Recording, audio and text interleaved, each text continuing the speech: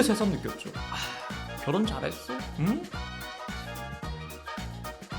네, 여러분 반갑습니다. 마선생입니다. 역시나 오늘도 여러분께 말씀드리고 싶은 게요, 뭐 영상에 대한 댓글이라든지 메일이라든지 아니면 1대1 상담할 때 늘 겹치는 그런 주제입니다. 이 남자랑 지금 그냥 지인 사이인데 어떻게 하면은 썸으로 넘어갈 수 있냐, 그냥 썸에서 뭔가 연인 관계로 좀 특별한 관계로 나아갈 수가 있냐, 딱 그런 결정적인 포인트에서 나의 매력을 확실하게 어필할 수 있는 거. 그래서 남자가 이 여자 생각보다 괜찮은 여자였네? 한번 어떻게 만나봐? 사귀자고 한번 해봐? 남자가 먼저 알아서 달려들게끔 그런 결정적인 두 가지 지금부터 말씀드려보도록 하겠습니다.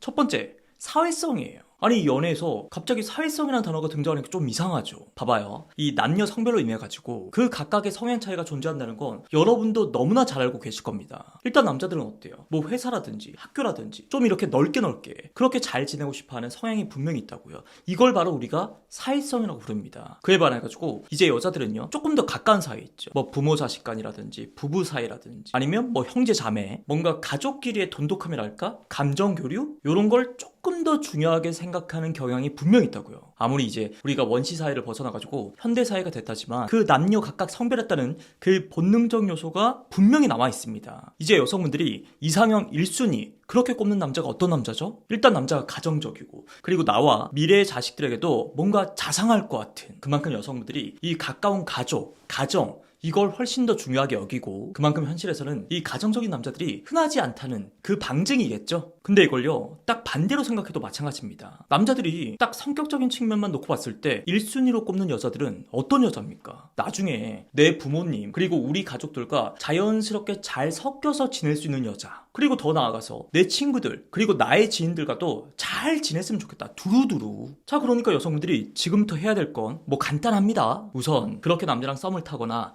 연애를 하는 동안에 남자친구의 뭐 친구들이라든지 지인들과 같이 이렇게 자리에서 어울릴 기회가 생기잖아요. 그때 그 친구들이랑 적당히 잘 웃고 대화도 잘하면서 잘 지내면 끝나는 거라고요. 진짜 그러잖아요? 그러면 그 남자친구의 친구들이 나중에 알아서 나를 도와주게 되어 있어요. 야, 그때 그 여자 누구냐? 야, 사겨. 그 여자 성격 되게 좋아 보이더라. 야, 네 여자친구 사람 되게 좋아 보이더라. 야, 얼른 결혼해야지. 물론 이것도 이제 여자분이 적당히 앵간치 해야죠. 막 그렇게 내 친구들이랑 대화를 나누면서 막 깔깔깔 웃으면서 내 친구 팔뚝이라든지 심지어 막 내 친구 막 허벅지 막 이런 데 터치한다거나 괜히 막 개그 욕심 생겨가지고 거기서 막 개인기를 한다거나 이러면 진짜 큰일 납니다. 근데 맞쌤, 그 남자의 뭐 친구라든지 지인을 만날 일이 별로 없는데요? 맞아요. 사실 그런 자리가 뭐 1년에 많아봐야 한 두세 번? 그렇게 흔치는 않습니다. 근데 그렇다고 해가지고 방법이 없는 건 또 아니지. 왜 이번에 그 나는 솔로 17기에 이런 장면이 나오더라고요. 어떤 남자 출연자가 이제 여성 출연자에 대해서 되게 좋은 평가를 하면서 이런 얘기를 딱 하는 거야. 아니, 그 여자가 약간 도도한 그런 캐릭터일 줄 알았거든요. 근데 되게 의외더라고요. 아니, 그 식당에서 그냥 고맙다고 형식적으로 툭 말만 하는 것이 아니라 되게 구체적인 감사의 이유를 딱 말하더라고요. 그게 뭐냐면요, 이제 계산하고 나올 때 그 식당 사장님이 있을 거 아닙니까? 감사해요. 원래 영업시간 아닌데 저희 때문에 열어주셨다면서요. 진짜 너무 감사해요. 어때요? 이게 분명히 흔한 상황은 아닙니다. 근데 여러분 입장에서 그렇게 어렵고 막 그런 거 아니잖아. 그러니까 여러분도 그 남자랑 뭐 식당 갔을 때, 술집 갔을 때 이걸 반드시 한번 해보시라는 거죠. 근데 뭐 젊은 알바생보다는 약간 좀 나이대가 있는 이모님이라든지 사장님, 요쪽이 효과가 직방입니다. 사장님, 너무 감사해요. 근데 여기 맛집으로 되게 유명한가 봐요. 진짜 음식들이 다 맛있어요. 사장님, 혹시 이것도 좀 더. 고맙습니다. 근데 여기 안주가 되게 다 맛있어요. 이런 식인 거죠. 그럼 웬만한 이모님이나 사장님이 요걸 이제 배로 돌려줍니다. 아가씨가 얼굴도 되게 미인인데 성격도 엄청 좋으시네. 남자친구?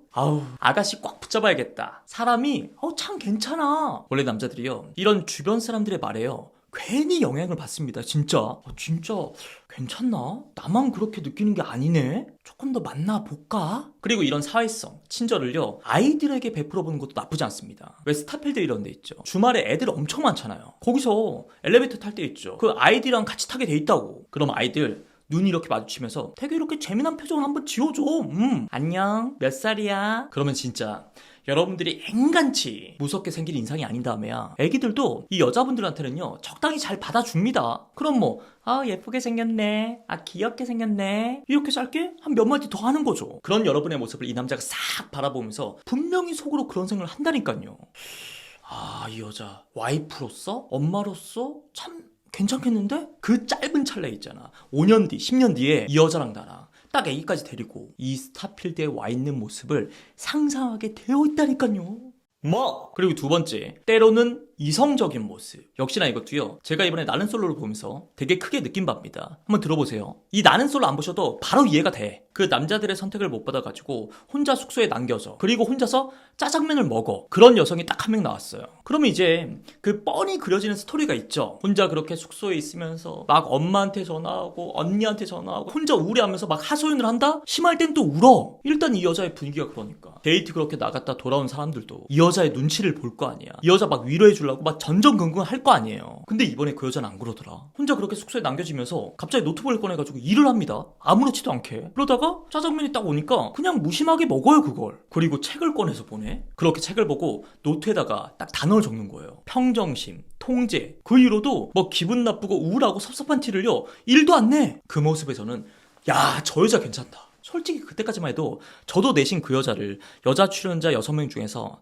6등으로 꼽았거든요. 근데 그때부터 제 마음속의 순위에서 그 여자분이 3, 4위로 바로 점프하는 거예요. 바로 이겁니다. 뭐 여자는 전부 다 감성적이야. 남자는 무조건 이성적이야. 그리고 여자가 그렇게 이성적인 남자에게 무조건 맞춰야 돼. 이런 말을 하는 게 아니에요. 어찌됐든 그 남자들만의 특징이 있다고요, 분명. 남자들은 대부분 이제 문제라든지 위기 상황에 닥쳤을 때 일단 그걸 해결해 나가는데 포커스를 맞춘다고요. 그리고 그런 어려움을 당한 사람에게 뭐 감정적으로 공감을 해준다든지 위로를 해준다든지 요거보다는 그 문제 자체를 해결해 주는 게 내가 그 사람에게 베풀 수 있는 가장 큰 호의, 배려, 애정 이렇게 생각을 한다니까. 이런 남자들의 성향이 있다 보니까 이제 여성들이랑 지내면서 남자들이 가장 힘들어하는 포인트가 그 여자의 감성과 남자의 이성이 딱 대립할 때라는 거죠. 아, 이 여자 너무 감정적인 것 같은데 내가 잘 맞출 수 있을까? 아니, 결혼하면 이제 우리 둘만 사는 것도 아니고 진짜 괜찮을까? 자, 아무튼 이렇다 보니까 자칫 뭔가 감정적으로 흐를 수 있는 상황이 있죠. 자기 감정이 막 딥하게 빠져가지고 더 우울해하고 더 슬퍼하고 그런 상황에서 딱 여자분이 본인의 마음을 스스로 딱 잡고 컨트롤할 수 있는 그런 여성의 모습, 이걸 보는 순간 이제 남자의 호감도가 확 올라간다는 거죠. 뭐 실전에서 어필하는 방법도 간단합니다. 뭐 여러분 일상에서 뭐 학교나 회사에서 조금 안 좋은 일이 있었다 쳐요. 아니면 뭐 남자랑 데이트를 하다가 뭐 사건 사고가 생겼어. 뭐 예약이 좀 꼬였어. 그럴 때 딱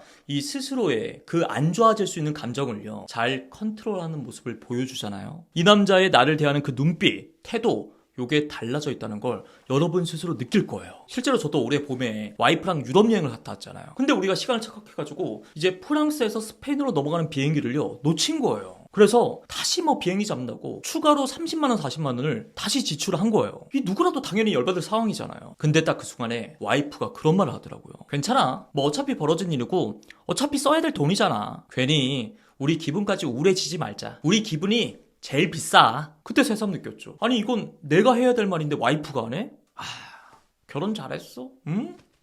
그러니까 여러분도 그 순간의 감정에 너무 막 그렇게 빠져들지 마시고요. 내 감정 하나만큼은 이성적으로 딱 잡을 수 있는 그런 성숙한 모습을 이제 남자에게 많이 최대한 보여주시길 바랍니다. 오늘도 제 영상이 여러분의 연애에 조금이나마 도움이 꼭 됐으면 좋겠습니다. 고맙습니다.